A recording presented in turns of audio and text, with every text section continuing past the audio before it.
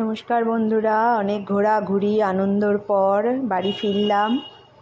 বাড়িতে এসে বাড়িঘরের অবস্থা খুবই খারাপ। গাছগুলোতে প্রচুর বৃষ্টি হয়েছে বলে গাছগুলো তরতাজাই রয়েছে। আর বাড়িঘরে ধুলো নোংরা, মানুষজন না থাকলে যা হয় আর কি।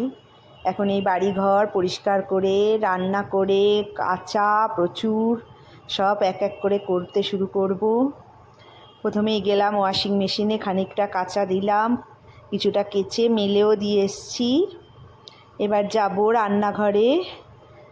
রান্নাঘরে প্রথমে রুটি করব। রুটিটা কারণ আমার কর্তার জন্যই রুটি করব, আর ছেলে বউরা সব পাউরুটি খাবে।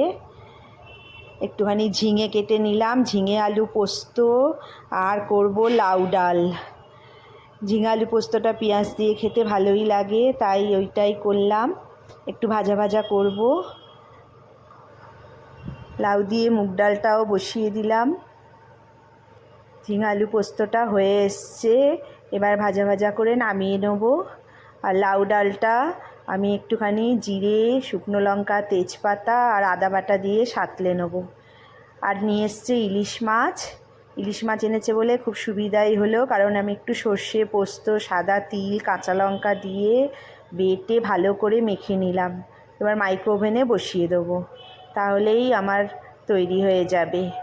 আর একটু মাছ ভাজা আলাদা করে রাখলাম, ইলিশ মাছ ভাজা তেল দিয়ে, এটা প্রথম পাতে খেয়ে নেবে। তারপর গেলাম ঠাকুর ঘরে। গোপালকে স্নান করানো হয়নি, গোপাল স্নান করাবো।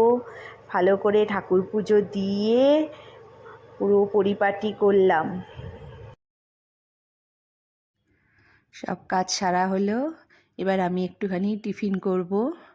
এবার রেস্ট নিয়ে টিফিন করে একটু খই দই কলা মেখে নিয়েছি। তারপর বসে পড়লাম আমার নাতিকে নিয়ে খেলতে।